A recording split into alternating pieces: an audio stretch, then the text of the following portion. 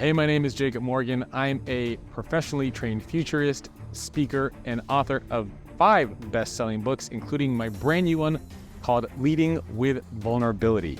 And in the next 2 episodes, we're going to be talking about why what you've been told about vulnerability is dead wrong. We're also going to be looking at why leading with vulnerability requires you to be good at your job. And I'm going to be sharing the 5-question framework to help you lead with vulnerability inside of your organization. You're not going to want to miss it. We're going to be talking about these things and a whole lot more. Congratulations! You are tuned into Dov Baron's Leadership and Loyalty Show, the #1 podcast for Fortune 500 executives and those who are dedicated to creating a quantum leap in leadership. Your host, Dov Baron. He's an executive mentor to leaders like you, a contributing writer for Entrepreneur Magazine, CEO World, and he's been featured on CNN, Fox, CBS, and many other notable sites. Dov Baron is an international business speaker who was named by Inc. magazine as one of the top 100 leadership speakers to hire. Now, over to Dov Baron. Welcome, dear friends, fans, and fellow aficionados of leadership excellence. Thank you for joining us on this episode of the Leadership and Loyalty Podcast. I'm your host, Dov Baron. I'm here to assist you tapping into the one thing in your business that changes everything by transforming meaning into action. On that subject, I have a special announcement that you get to be among the first to know. My brand new course has just been released. It's on coursifyx.com, and it's titled Creating a Culture of Belonging. The course is separated into 8 sections and is going to take you by the hand and walk you through exactly what it takes to create a culture of belonging, because creating a culture of belonging maximizes your personal and corporate success.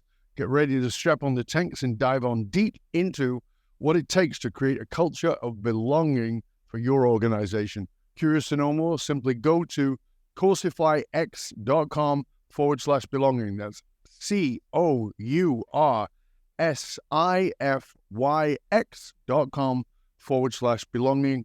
And it'll be in the show notes. We'll find it there too.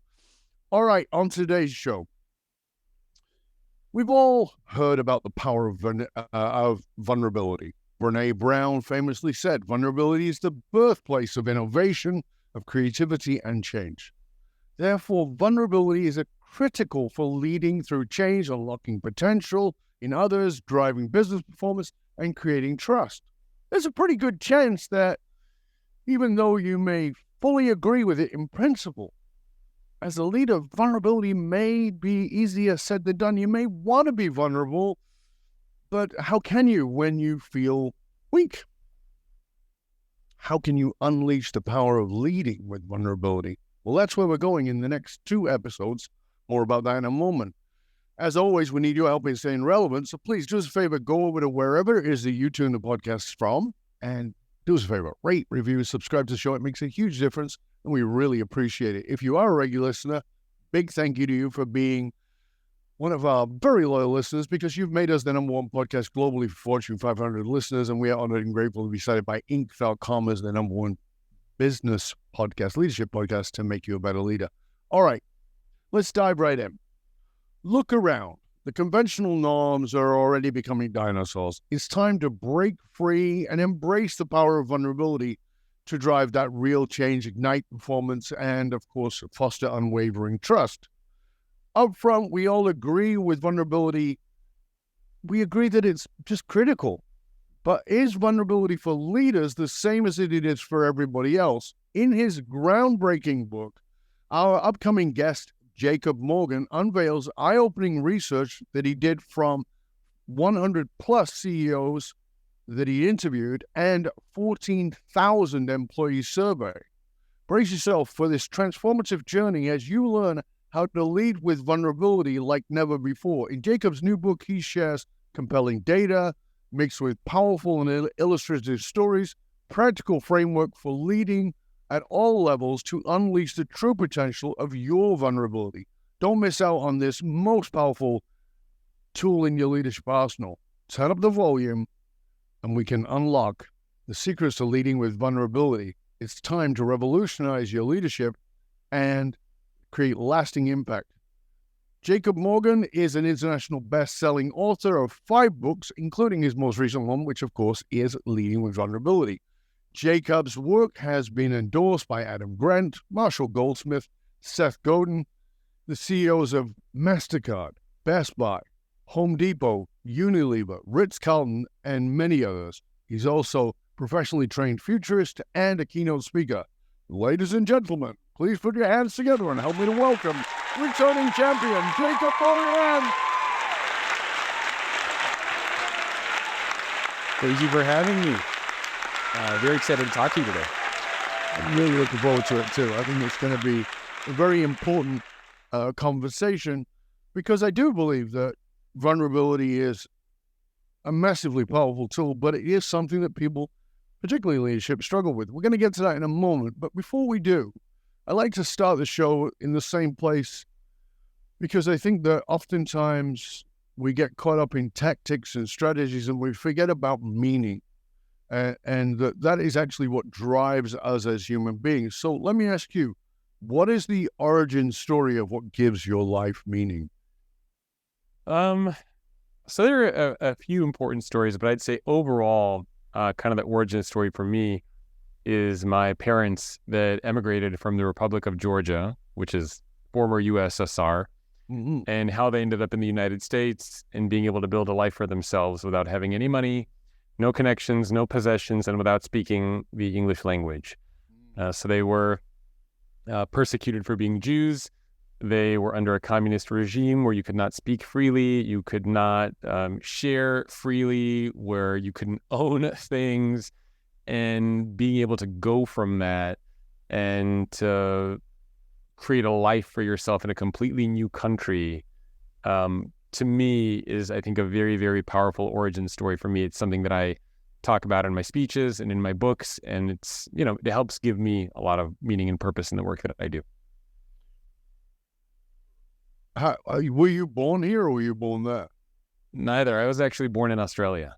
You were born in Aussie. Where were you born in Aussie? In Melbourne. So what happened is my parents, they lived in the Republic of Georgia, but they didn't actually know each other at the time, even though they lived not too far away from each other.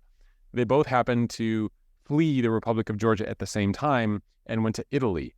And in Italy is where they actually met. From Italy, they then migrated to Australia because Italy was kind of the hub. And from Italy, they say, okay, where would you like to go? And you have, different countries you can pick. They ended up picking Australia.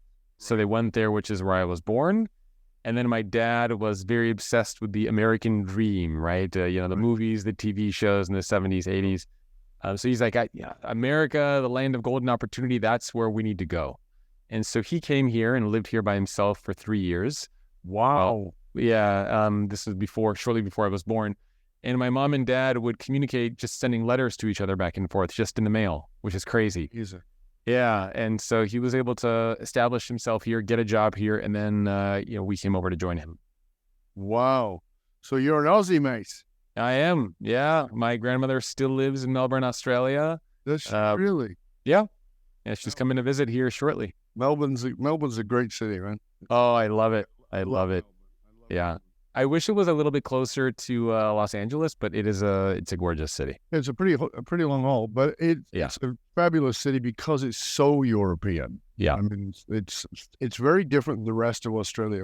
WA, where I'm from, Western Australia, is, very modern and clean.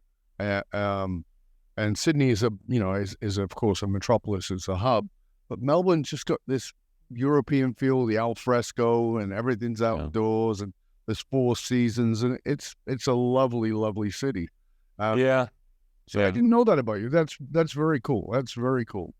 So, I mean, when you think about that origin story of impact on you, obviously it's inspiring that your folks came from nothing and, as fleeing Russia, which is actually what my family did too. But mine's multiple generations ago. When you think about that, and it inspires you, of course, because they took on something completely brand new.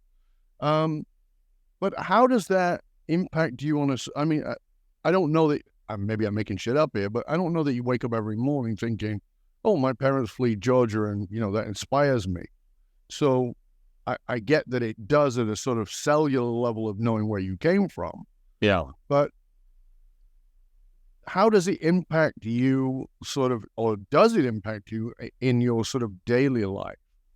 Yeah, I mean, it's a constant reminder, right? I mean, whenever you're going through a tough time, whenever you have challenges or obstacles that you need to face, which we all have, on a daily basis, it puts things into context and perspective for me. Because let's say I don't get a speaking gig, or I create an article that doesn't do as well as I wanted. These are, in today's world, it's very easy to get upset by things that are seemingly not as important and relevant. But they just seem that way because you're in that moment. And so when I get frustrated or upset or angry or deflated or disengaged, I always remember that the things that I'm going through are nothing compared to the things that my grandparents and my parents had to go through. So it is something that inspires me and motivates me on a regular basis. It even comes into play when I talk to my kids and when I try to teach them valuable lessons. And I'll say, your mom or your grandmother or your great grandmother, this is what she had to go through. This is how she had to do things. So they're like little stories, little learnings, little teachings that get infused throughout my day and that I try to infuse in my kids' days as well. So you're right. It's not like I wake up and I think, oh my goodness, my parents came from the Republic of Georgia. Let's kick ass today. But it's one of those things where I will wake up and I'll say, yeah, I don't feel that great today, maybe. Or maybe I'll get on the phone with somebody and the call doesn't go well. And I'll try to beat myself up over it. And I'll say, you know what? What would my dad say right now? What would my parents say right now who had to go through so much? And if I were to call them and complain and say I didn't have a great phone call, how would my dad respond to something like that? So those types of... Realize how such bullshit. Exactly. So all of that gets infused into just kind of my operating system, the way that I boot up in the morning, and it's just programmed there all the time. Yeah, it's fascinating. I mean, the research around immigrants and their success rate is, and it's one of my arguments against building walls is like, hold on a second, the people who grow the fastest and make the most success are always immigrants because they appreciate the American dream. Yeah, more than somebody who was born here, and that's not about Americans. That's actually about reality because what we know is, I do a lot of work in the multi-generational wealth space, and what we know is that by the third generation of multi-generational wealth, it's usually gone, and that's because the first generation fought so bloody hard to get it. The second generation are being reminded constantly how hard mom and dad fought for it, and the third generation have taken it for granted and they blow it often. There's a different mindset and mentality for immigrants. And my dad is the most, patriotic American and grateful American. I mean, he's more patriotic and loves this country than the people who were born here. Absolutely. And it's precisely because and my mom and my family, they had to fight more than anybody else. They had to scrap more than anybody else. They had to teach themselves more than anybody else. And they are eternally grateful for the opportunity. It's kind of like, when you don't have something and you have to fight for it, you're much more grateful for it than when it's given to you and when you take it for granted. So I constantly am grateful for and I wonder this too, right? What would my life have been like had my parents never left the Republic of Georgia? Had I been born in the Republic of Georgia? Yeah. I went there several years ago and I mean, honestly, I'd probably be working at a restaurant. I mean, who knows, right? I mean, it's not the type of country that allows you the same opportunities as America. So immigrants will just they never view themselves as victims. They always view themselves as hard workers, and they will fight for absolutely everything until they get it. Yeah, and that's the interesting thing about it. I mean, it is part of human psychology is that, if you didn't choose it, you don't truly appreciate it. So, as somebody also born Jewish, I would be in shul, I'd be at synagogue, and I was Lubavitch, so I was around the very Orthodox Jews. And you would see that, the Jewish people who were very Orthodox would look down on somebody who had been Megayed, meaning they changed religion and come into the faith. But they were always the ones who were the most religious. They were always the ones who get the most strict kosher homes. And it doesn't matter whether it's a religion, so or a faith or a nationality, if you fought for it and it wasn't naturally yours, there's such inherent choice and power in that. And it's an interesting piece here as we lead into what we're talking about, because, when you look at this, even as a leader, and think about where you are, you need to look at, what did I have to fight hard for? Yeah. Or what did somebody fight hard for to get me here? Because that's part of your vulnerability strength, I would suggest. That's your vulnerability strength, meaning, like, I can be vulnerable about this. I did not get the hand up, or I did, but I got the hand up from somebody who fought damn hard to help me up. And that's why you got the hand up, because you got a parents who immigrated. It's not something you chose, but you can be in gratitude of that. And of course, sometimes we hide that away, and that's a vulnerability that's powerful.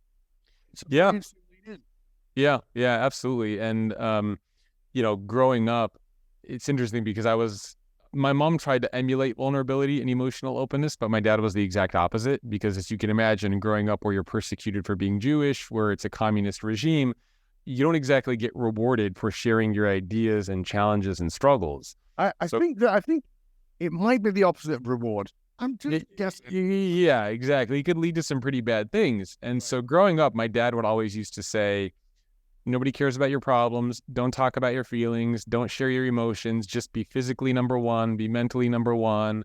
Like, just go, go, go, go, go, and keep everything in. And this is pretty much how I lived my entire adult life, right? Bless my mom, as hard as she tried to teach me otherwise. I was a young boy. I grew up watching my dad. Of course. And kind of the pivotal moment for me and what happened and set me on this different trajectory to explore vulnerability was a couple of years ago. I was standing in my kitchen bathroom, and as I was brushing my teeth, my heart started beating really quickly.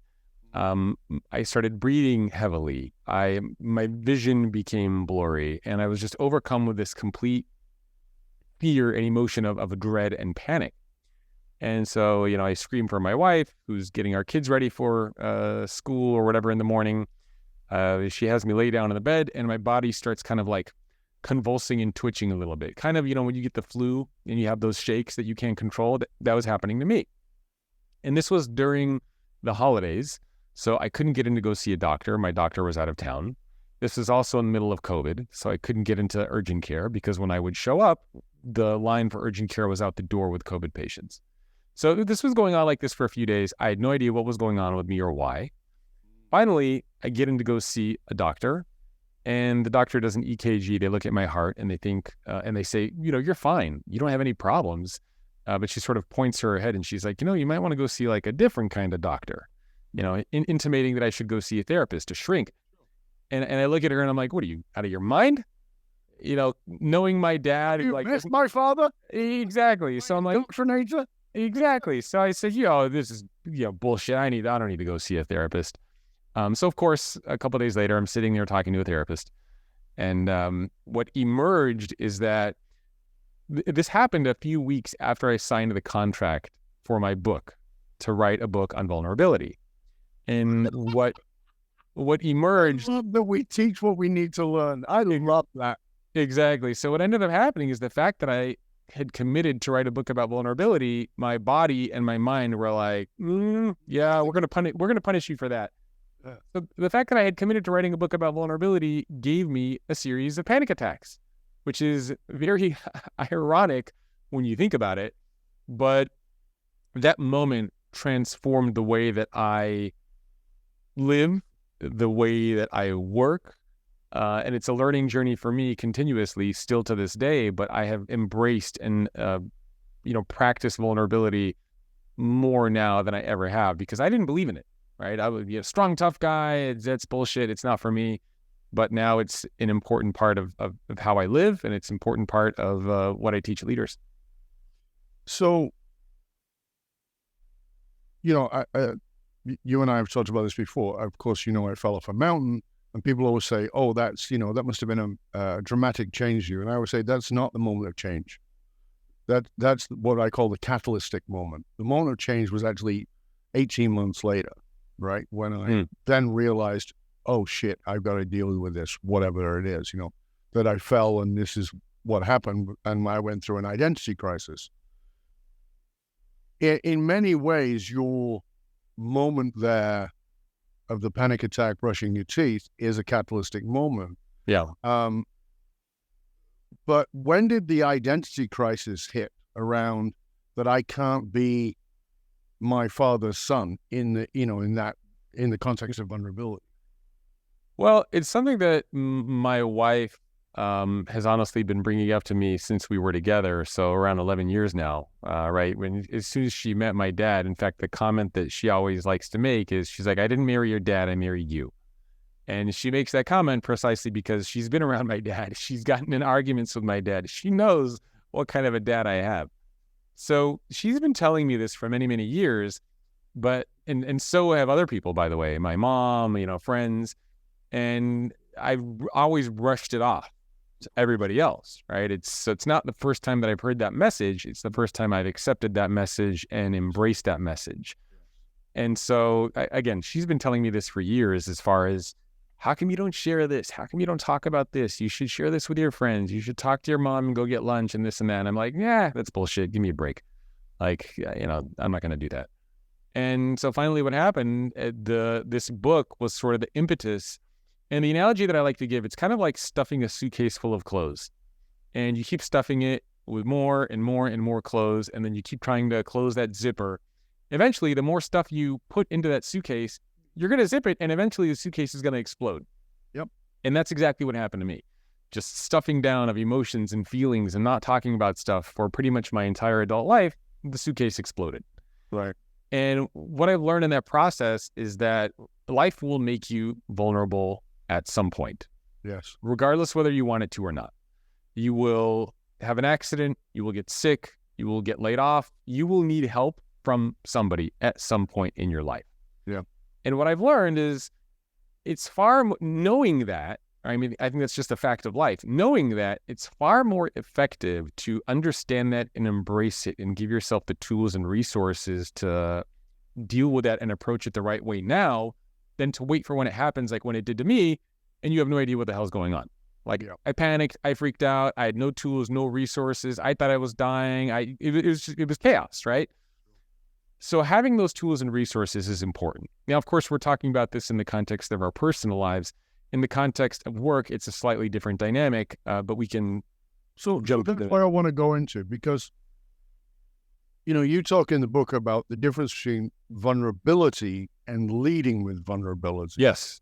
Right? And I talk a lot about this in my work, and I say, if you think about the context of vulnerability, we think about something is vulnerable, it's weakened, and that's not the truth of what it is.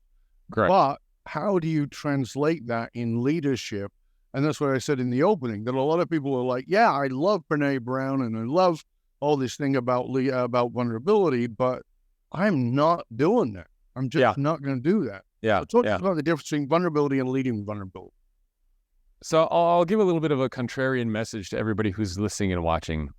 If you are a current or aspiring leader, I do not believe you should be vulnerable at work. And let's let that one land. Yes, and then we'll unpack. And we'll unpack that in a moment, but I want everybody to get it. So you just heard Jacob tell you this huge story about, the panic attack and being forced into vulnerability. And now, the Brene Brown and all that, and now you're hearing he believes you shouldn't be vulnerable at work. Okay. Step up, young man. Yeah. So let me kind of explain the difference there. So vulnerability is really defined as, doing or saying something that can emotionally expose you. There's also physical harm and stuff like that. But for most people watching and listening, it's really about sharing or doing something that exposes you to the potential of emotional harm. Right. So let me give you two different stories, and you can see the difference between vulnerability versus leading with vulnerability. Yes. The first story comes from Hollis Harris, and he was the former CEO of Continental Airlines. The company was going through a tough time. It was struggling. And on August 20th, 1991, Hollis Harris has to address his entire workforce. He sends out a memo to all of his employees letting them know what's going on. And so the message that he gives to all of his employees is that the company is really struggling.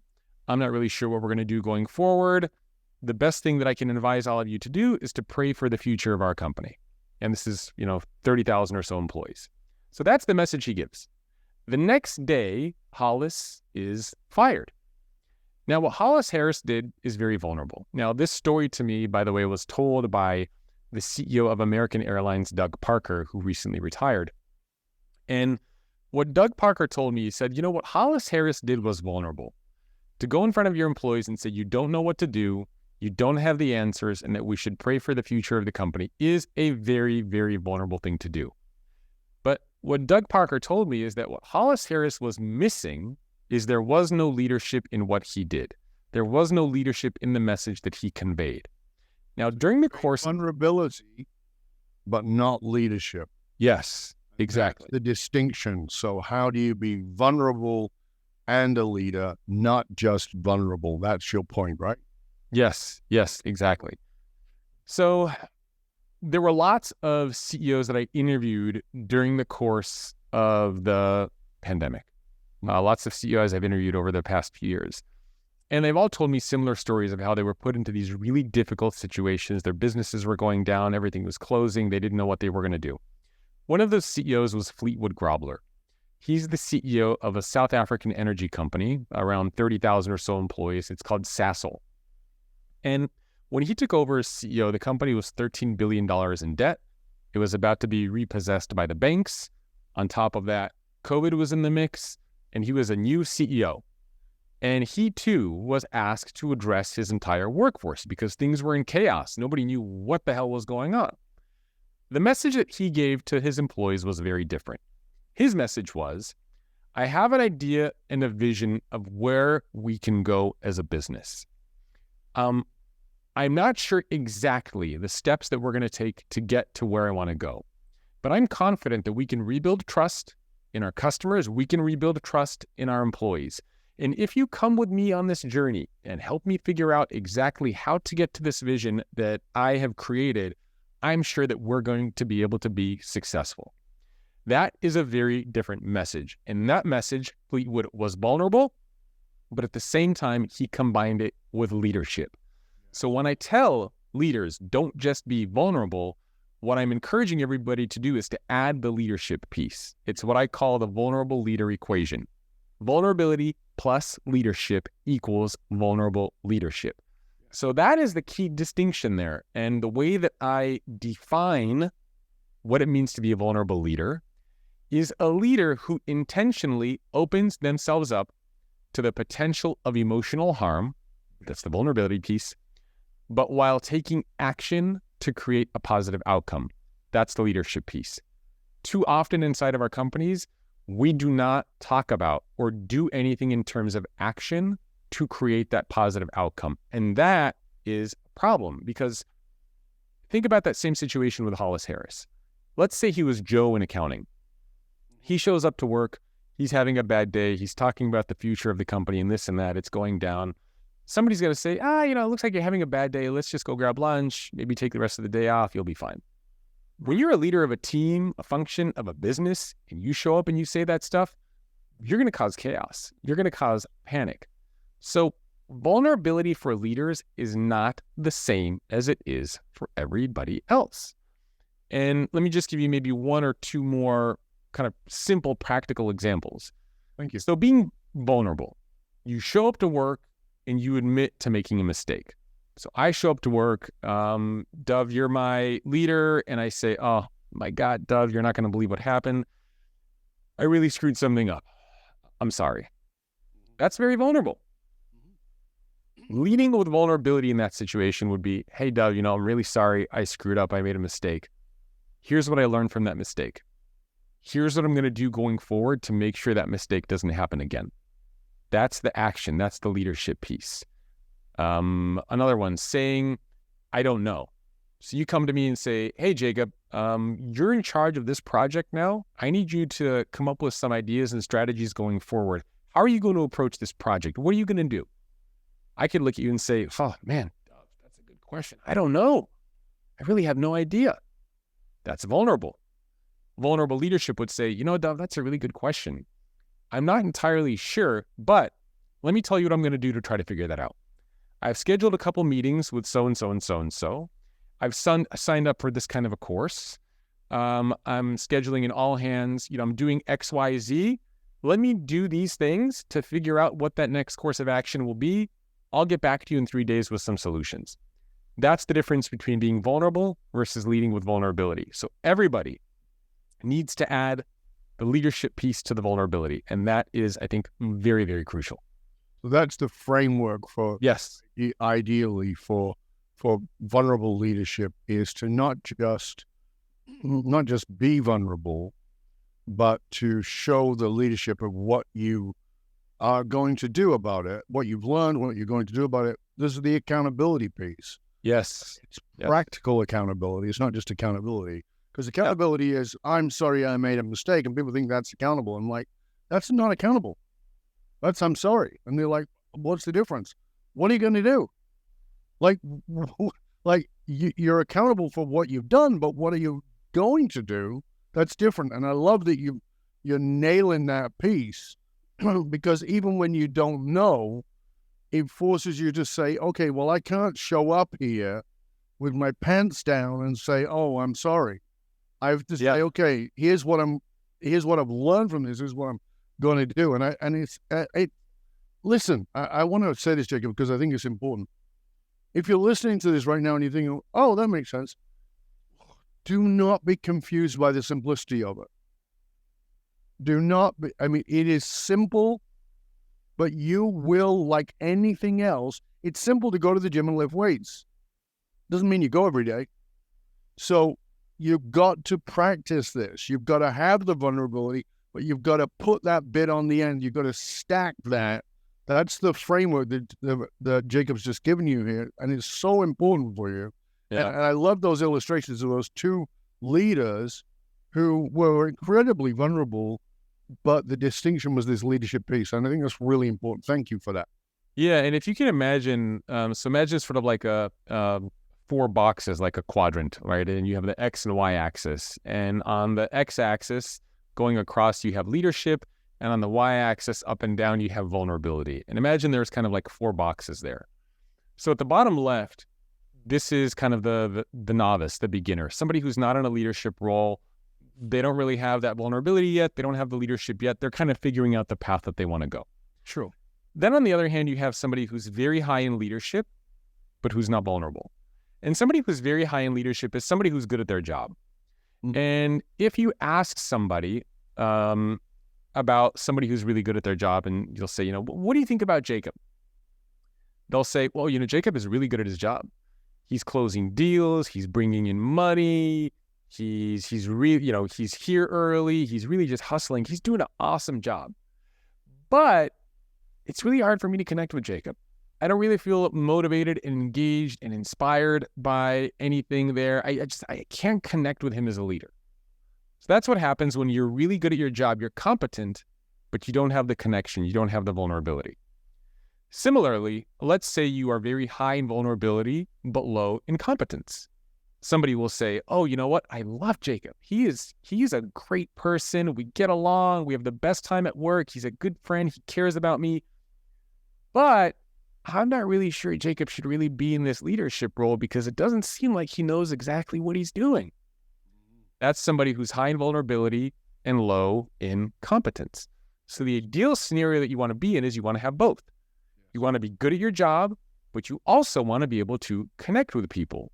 And too often inside of our organizations, we use vulnerability as a crutch to justify poor performance. So, hey, Jacob, you're struggling with this. What's going on? Oh, I'm sorry, I made a mistake.